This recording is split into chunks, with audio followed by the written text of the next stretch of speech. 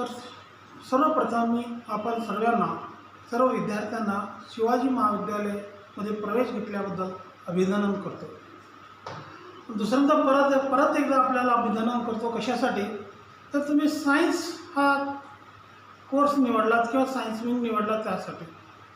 जेव्हा तुम्ही science wing निवडला त्याचा अर्थ तुमची काहीतरी अपेक्षा आहेत. त्या अपेक्षा पूर्ण करण्यासाठी तुमचेच नाही, तुमच्या पालकाची आहेत, कुटुंबाची आहेत, सगळ्यांच्या लोकांची आहेत. त्या अपेक्षा पूर्ण करायचं असेल तर तुम्हाला खूपच कष्ट करावं लागेल, मेहनत करावं लागेल, तर तुम्ही त्या अपेक्षा पूर्ण करू शकता, नाहीतर नाही. तर आपल्याला आपला सायन्स चालू करण्याच्या आधी, आपला फिजिक्स विषय चालू करण्याच्या आधी मी स्वतःचा परिचय देतो. मी स्वतः आहे AB जाधव.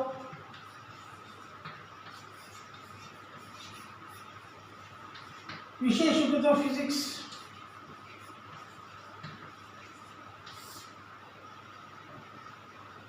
जवळपास 32 वर्षाचा अनुभव आहे. 32 वर्षाचा अनुभव. आम्ही जेव्हा कॉलेज चालू होईल त्यावेळेस प्रत्येक विद्यार्थ्याचा परिचय घेत असतो, पण कोविड-19मुळे आपण परिचय घेऊ शकत नाही. ऑनलाईन क्लासेस चालू केले तर पाहू आपण हे कुठंपर्यंत चालू शकते, कायपर्यंत चालू शकते, त्याचा रिझल्ट काय आहे त्याच्यानंतर पाहू.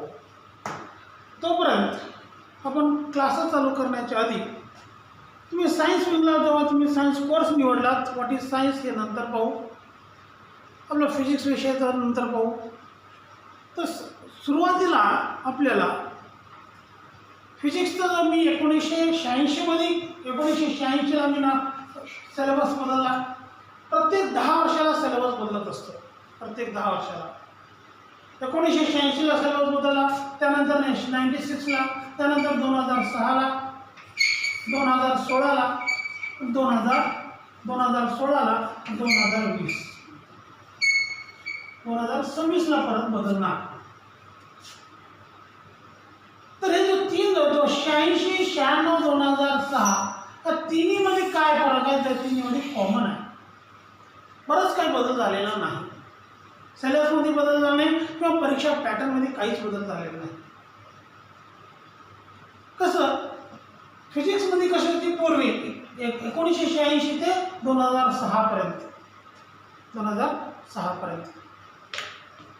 पेपर फर्स्ट आणि पेपर सेकंड राहायचे. 2 पेपर असायचे फिजिक्सच्या, पेपर फर्स्ट आणि पेपर सेकंड. पेपर फर्स्ट 40 मार्काचा असायचा 2 तास, पेपर सेकंड 40 मार्काचा असायचा 2 तास, आणि प्रॅक्टिकल 20 मार्काचा टोटल झाला हे 100 मार्क.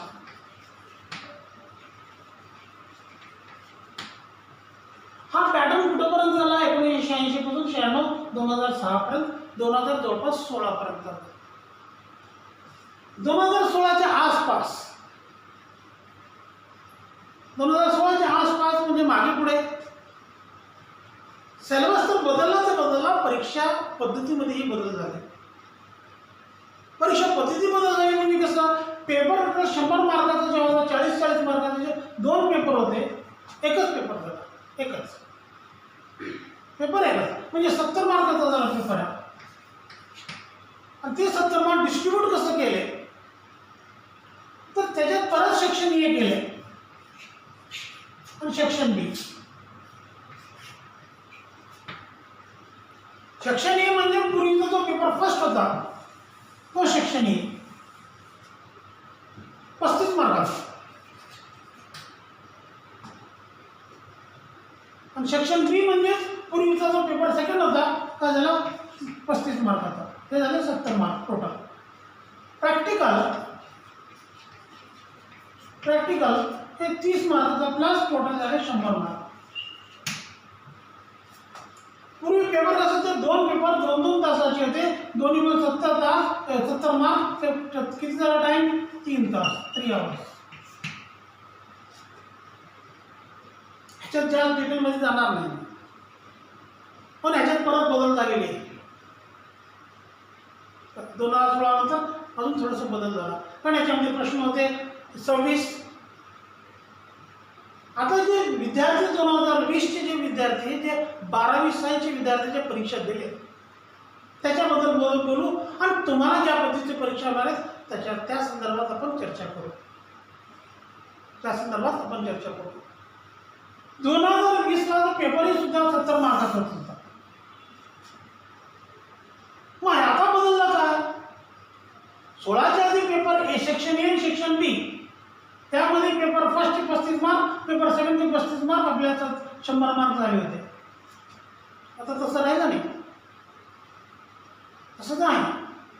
पेपर फर्स्ट आणि paper first section A section B cancel करून टाकले. एकच पेपर 70 मार्काचा.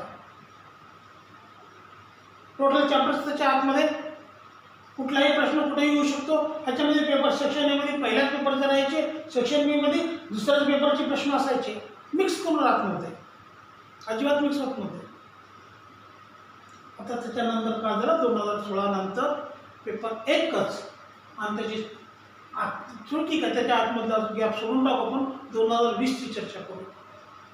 2020 मध्ये काय झालं म्हणजे आता जे विद्यार्थी पासआउट झाले ह्यांना पेपर 70 मार्काचाच होता.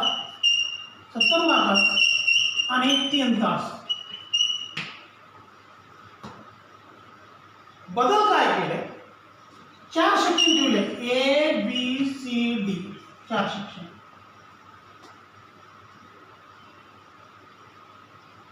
Section A B section A section B cancel.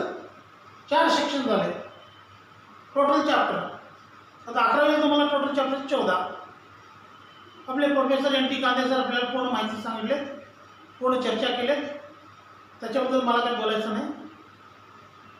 तर असं म्हणजे section A section B cancel करून टाकून 4 सेक्शन केले ए बी सी डी. ते करत असताना ध्यान द्या तुम्ही, सेक्शन ए 1 मार्काचा आहे, सेक्शन बी 2 मार्काचा आहे, सेक्शन सी 3 मार्काचा आहे, सेक्शन डी 4 मार्काचा आहे.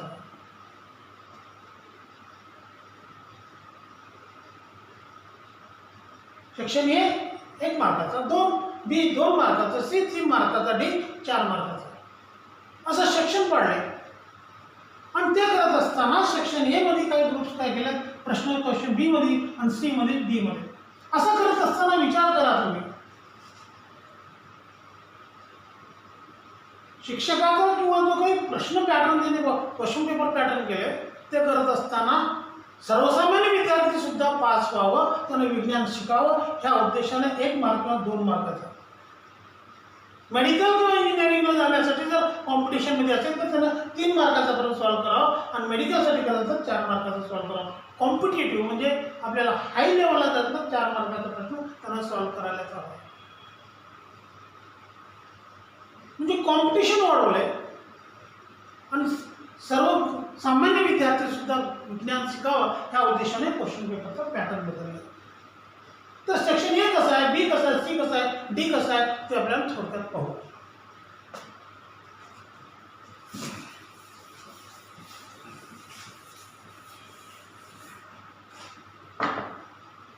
सेक्शन ए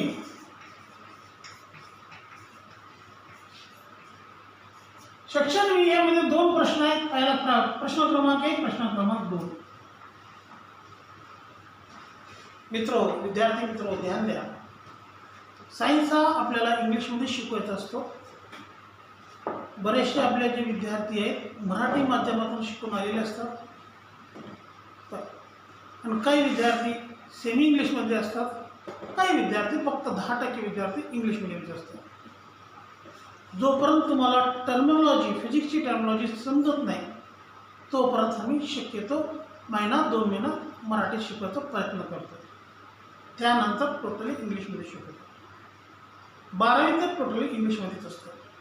फक्त तुम्हाला या सगळ्या शब्दांचा ओळख व्हावा म्हणून. आणि तुम्हाला जेव्हा एकदा ओळख झाली मराठी माध्यमच्या विद्यार्थ्यांना, त्यांनी मराठीसुद्धा येणार नाही पुन्हा. ॲक्झलरेशन म्हणजे काय, फोर्स म्हणजे काय, वर्क म्हणजे काय, एनर्जी म्हणजे काय, हा शब्द तुम्ही एकदा तुमच्या कानावरून रिपीट झाला तुम्हाला परत मराठीमध्ये शब्द तुम्हाला येणार सुद्धा नाही. तुम्हाला सुद्धा येणार नाही, हा मार्ग सोडून द्या. त्यासाठी 1-2 महिने तुम्हाला मराठी शिकवणं आणि ते करत असताना 2 वेळेस मराठी शिकवलं, 1 वेळेस इंग्लिशमध्ये सांगा जेणेकरून टर्मिनॉलॉजी तुम्हाला माहिती व्हावं. ओके. तर मग सेक्शन ए मध्ये दोन प्रश्न आहेत. पहिला प्रश्न question number 1, question number 2. Question number 1 मध्ये एमसीक्यू आहे, multiple choice question.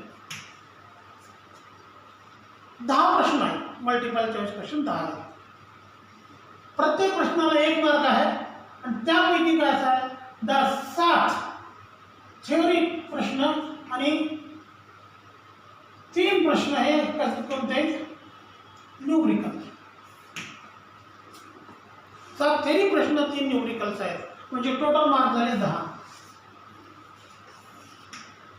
Question number 2, very short answer type. Very short answer म्हणजे एक वाक्यात उत्तर द्यायचं, एकच वाक्य, व्हेरी शॉर्ट, 1 मार्काचा. त्याच्यामध्ये 8 प्रश्न आहेत, 8 मार्काचा प्रश्न झालाय. तर 6 थिअरी आणि प्लस 2 न्यूमरिकल.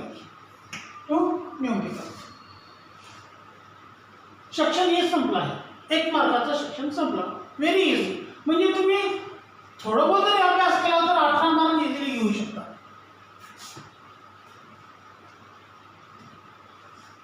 ओके. त्यानंतर सेक्शन बी.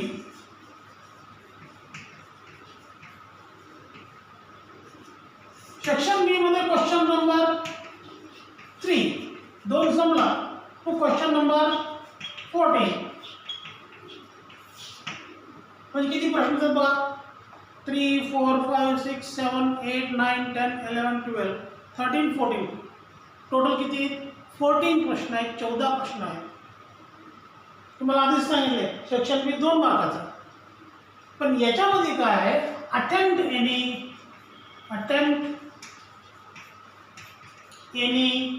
8 8 गुणिले 16 मार्क झाले. प्रश्न किती आहेत 12. 12 पैकी तुम्हाला सोडवायचे कसे 8. टोटल मार्क झाले 16. Section number C. Section C 3 मार्काचा आहे.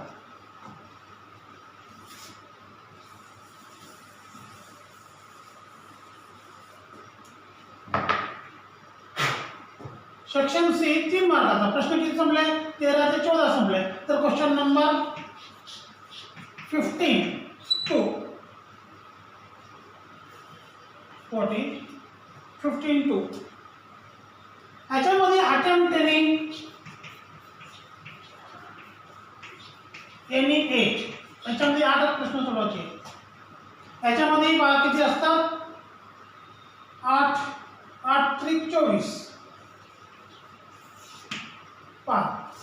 प्रत्येक 3 मार्काचा प्रश्न आहे. तर आपल्याला किती 15 ते 26 15 16 17 18 19 20 21 22 23 24 25 26 12 प्रश्न आहेत. याच्यामध्ये 12 प्रश्न आहेत, त्याच्यामध्ये 12 प्रश्न आहेत. फक्त आपल्याला याच्यामध्ये 8 सोडवायचे, त्याच्यामध्ये 8 सोडवायचे. परत सेक्शन डी. सेक्शन डी 4 मार्काचा आहे. त्याचे 3 प्रश्न असतात. त्याच्यात एक आपल्याला काय 3 प्रश्न असतात. किती 3 आपल्याला अटेम्प्ट एनी 3.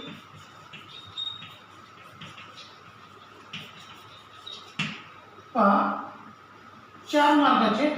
तर किती झाले 12 मार्क. तर 4 त्रिकोण 12. प्रश्न कुठून आले 26 झाले. 27 28 29 30 31 5 प्रश्न आहेत. किती 27 ते 31 27 28 29 30 31 5 प्रश्न. 5 पैकी किती सोडवायचे 3 3 चौक 12. आता ह्याच्याच कसं आहे, जसं इथं न्यूमरिकल आहे, थेरी न्यूमरिकल अटेम्प्ट किती आहे त्याच्यात 12 प्रश्न आहेत. 12 म्हणजे किती झालं 7 थेरी 5 न्यूमरिकल.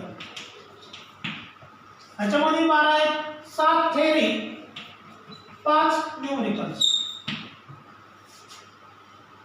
अच्छा 4 मार्काचा प्रश्न आहे. मग याच्यामध्ये काय केले, अवघडही केले सोपंही केले. 4 मार्काचा प्रश्नामध्ये डिस्ट्रीब्यूट केले त्यांना कसं 2 मार्काचा थेरी प्लस 2 मार्काचा न्यूमरिकल. 2 मार्काचा थिअरी आहे तर 2 मार्काचा न्यूमेरिकल. अशा पद्धतीचा आपल्याला क्वेश्चन पेपर पॅटर्न आहे. तर किती झाले टोटल बघा 18 तेव्हा टोटल झाले 70 मार्काचा थिअरी.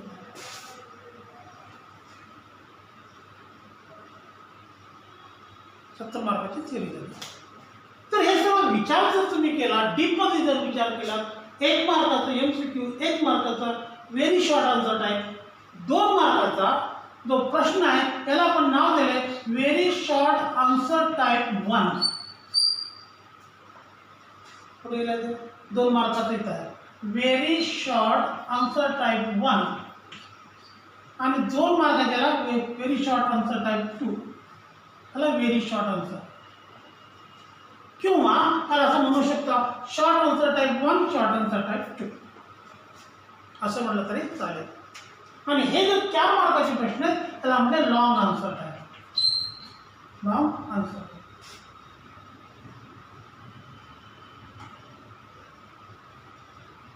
एक वाक्यामधला व्हेरी शॉर्ट आन्सर 2 मार्काचा शॉर्ट आन्सर टाईप 1 3 मार्क परत 3 मार्काचा short answer type 2 long answer.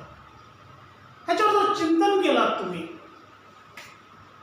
Physics शिकण्याचा उद्देश काय आहे किंवा सायन्स शिकण्याचा उद्देश काय आहे हे शिक्षण देण्याचा उद्देश काय. शिक्षण देण्याचा उद्देश असा नाही की नोकरीच मिळावं म्हणून.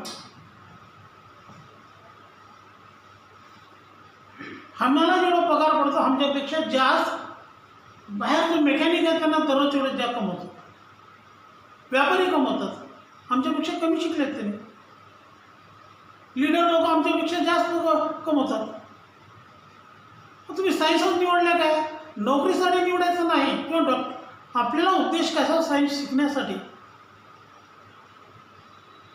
तर या मार्गावर तुम्ही चिंतन करा की आपल्याला काय आहे. एक मार्काचा प्रश्न आहे MCQ VSA very short answer.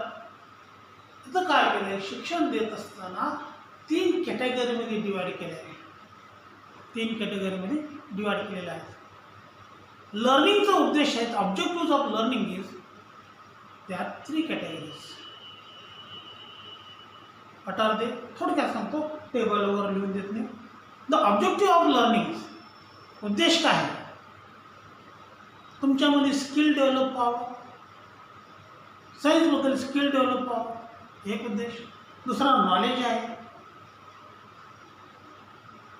तिसरा ॲप्लिकेशन.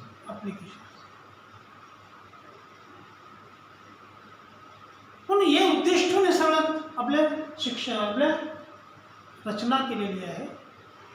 आणि हे तुम्हाला माझ्या थोडक्यात सांगितलं 70 मार्काचा पेपर. Thank you sir. 19-20 मिनिटं. ओके. तर आज आपण काय करू तुम्ही डायरेक्ट कसं आहे कांदे सरांनी तुम्हाला बरेचसं काही म्हणजे चॅप्टर वाईज टोटली डीपमध्ये सांगितलेले आहेत.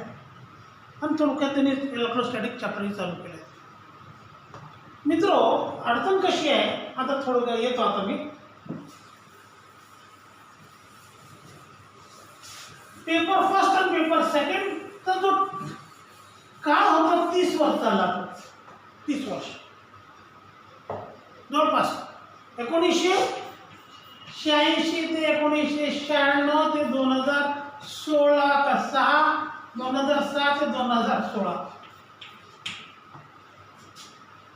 म्हणजे झालं कसं ज्या ज्या कॉलेजमध्ये शिक्षक होते जिथं भरपूर म्हणजे आमच्यासारखे शिवाजी महाविद्यालय 8 शिक्षक काय करायचे 8 टीचर्स 4 पेपर फर्स्ट शिकवायचे 4 पेपर सेकंड. 30 वर्ष गेला आहे का 30-35 वर्ष.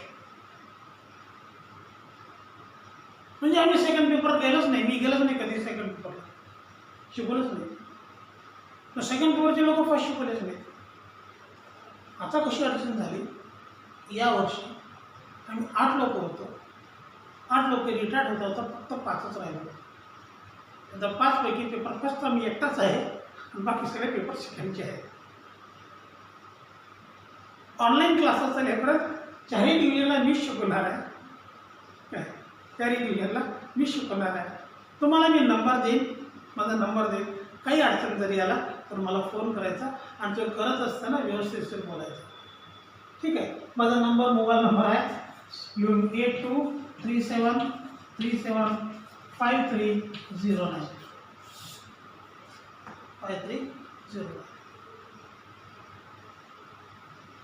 तर आज आपण पाहू व्हॉट इज सायन्स. सायन्स म्हणजे काय, नंतर फिजिक्स म्हणजे काय, नंतर पाहू.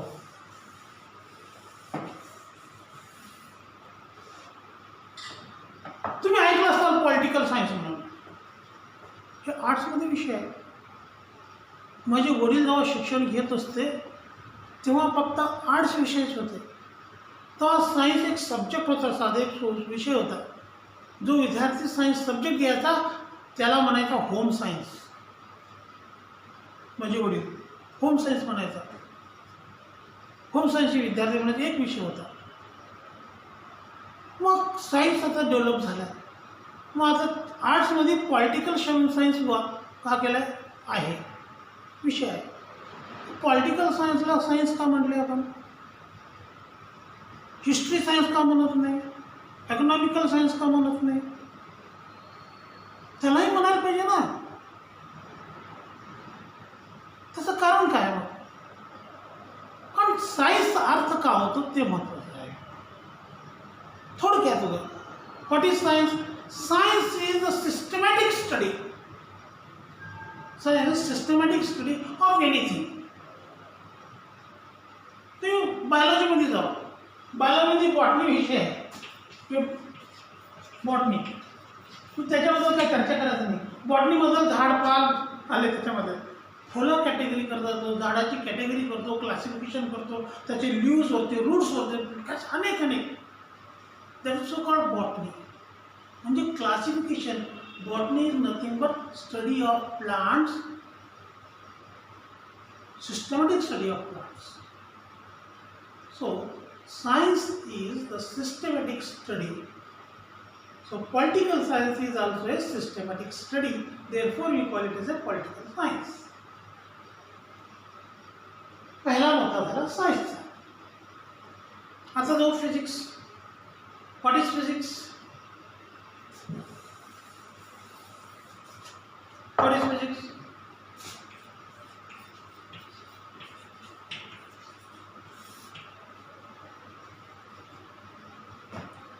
Physics is quantitative study. क्वांटिटेटिव्हचा अर्थ का होतो? क्वांटिटी.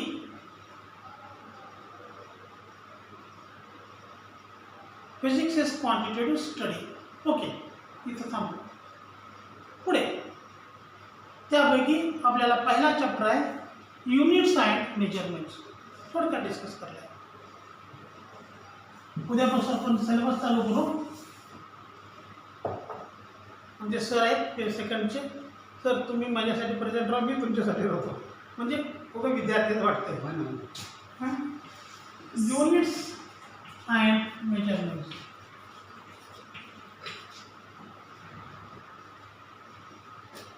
मेजरमेंट्स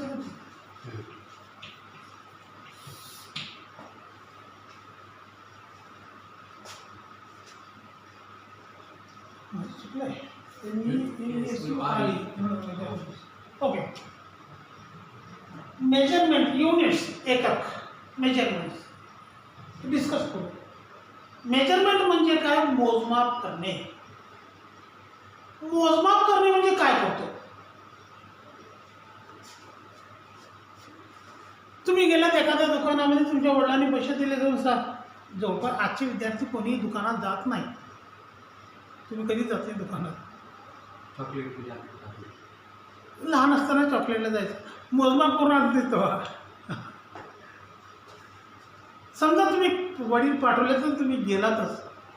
तुम्ही काय केलात? एक 5 किलो साखर द्या म्हटलं. 5 किलो साखर घेतला तुम्ही. 5 kg शुगर. म्हणजे काय केलं? तराजूमध्ये एक साईडला 5 किलोचा जो दगड आहे मेजरमेंट टाकलाय, दुसऱ्या साईडला साखर टाकली. मग ते साखरला 5 किलो म्हणलं. त्याचा अर्थच काय? म्हणजे तुम्ही या साखर जो आहे 5 किलो दगड जी आहे किंवा दगड म्हणा तुम्ही, मेजरमेंट म्हणा, त्याच्याशी तुलना केले, कम्पेअर केले, दोन्ही जेव्हा बॅलन्स झाले मग तुम्ही या साखरेला 5 किलो म्हणले का नाही? मोजमाप करणे म्हणजेच काय? कंपॅरिझन करणे, कम्पेअर करणे. With certain reference. कम्पेअर कशाशी करला? किलोशी करला. समजा तुम्ही कपडा घेतलाय, 5 मीटर कपडा घेतला असेल तर मीटरला का करलाय तुम्ही? कम्पेअर करलाय. 1 मीटरचे घेऊन त्याला 5 मीटर कम्पेअर, तुलना करणार आहे. तुम्ही समजा दूध घेतला 5 लिटर तर त्या लिटरशी कम्पेअर करणार.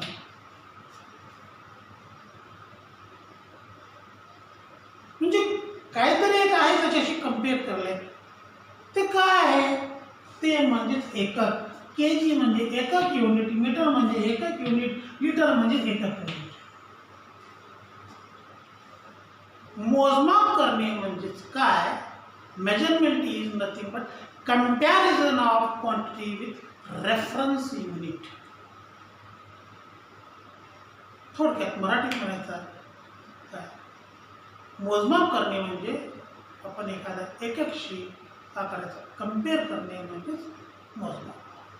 तर विद्यार्थी मित्र, आज इथंच थांबू आपण. उद्या आपण टोटल चॅप्टर चालू करू. आणि आम्ही वर्गात असताना नोट्स देत होतो, तर नोट्स या काळात देऊ शकत नाही. नोट्स द्यायचं असेल तर आपल्याला काय करावं लागेल? लिहून नोट्स टाकावं लागेल. या सर, किती वेळ आहे? झालं मग कम्प्लीट आहे. नाही नोट्स लिहून टाकावं लागेल. त्यापेक्षा तुम्ही काय करा, जमत असेल तर तुमच्याकडं ऐकत असेल, पैशाची खर्च करण्याची कुवत असेल, गाईड घ्या, टार्गेट किंवा नवनीतची गाईड घ्या. त्याच्यामध्ये तुम्हाला व्यवस्थित नोट्स मिळतील. जेव्हा कॉलेज चालू होईल आम्ही वर्गात नक्की नोट्स देऊ. थँक्यू. उद्या बंद करा. बढ़िया. कसं